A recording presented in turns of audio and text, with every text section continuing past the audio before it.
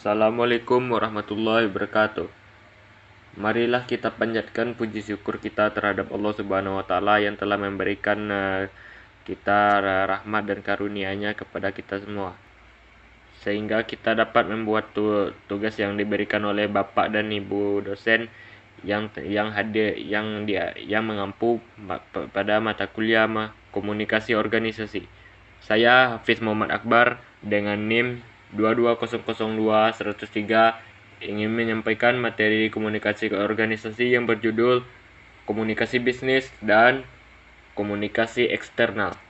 Baiklah, pertama-tama saya akan menyampaikan materi tentang komunikasi bisnis. Pengertian komunikasi bisnis. Komunikasi bisnis adalah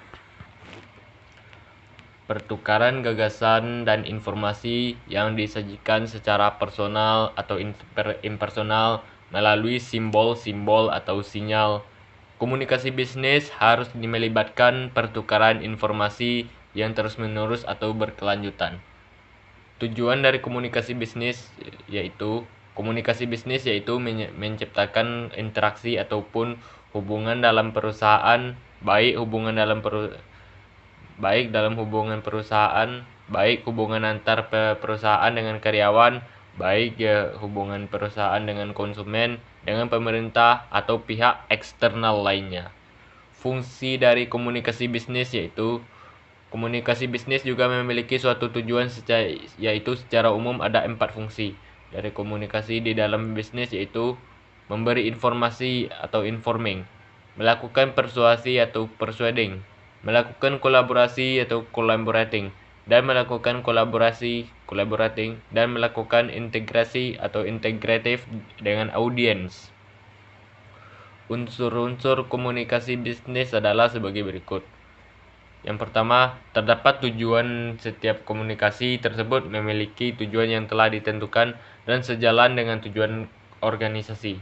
Dan yang kedua, ada pertukaran. Setiap komunikasi melibatkan setidaknya 2 orang atau lebih atau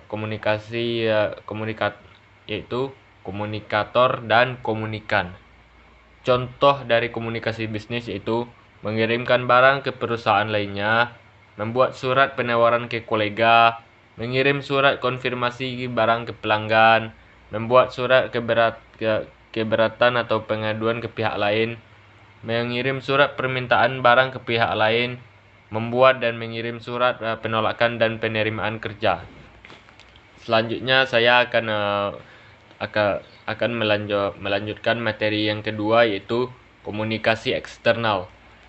Pengertian komunikasi eksternal. Komunikasi eksternal berarti komunikasi yang terjalin antar organisasi maupun masyarakat dalam berbagai macam bentuk, misalnya konferensi pers, pameran, publikasi, siaran televisi, maupun bakti sosial. Yang kedua, tujuan dan fungsi komunikasi eksternal. Tujuan utama dari komunikasi eksternal adalah untuk meningkatkan pendapatan di satu sisi dan meminimalkan biaya di sisi lain. Contoh umum dari komunikasi eksternal termasuk kegiatan periklanan dan publisitas, siaran pers, publikasi, buletin, kampanye digital, situs web, dan banyak lagi. Yang ketiga, manfaat komunikasi eksternal. Yang pertama, menjangkau lebih banyak konsumen atau klien baru. Komunikasi eksternal bisa dilakukan melalui cara online maupun offline. Ini memungkinkan perusahaan menjangkau lebih banyak konsumen atau klien baru yang tersebar di seluruh Indonesia. Yang kedua, membangun persepsi publik. Fokus utama komunikasi eksternal adalah menyampaikan value produk atau jasa yang ditawarkan perusahaan kepada pihak luar. Ini bisa membuat masyarakat lebih mengenal produk atau jasa dari perusahaan yang bersangkutan. Baik, sekian penyampaian materi dari saya yang berjudul komunikasi bisnis dan komunikasi eksternal.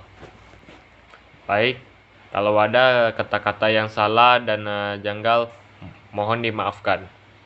Saya Hafiz Muhammad Akbar sebagai penyampai materi. pamit undur diri. Wassalamualaikum wabillahi taufiq wal hidayah. Wassalamualaikum warahmatullahi wabarakatuh.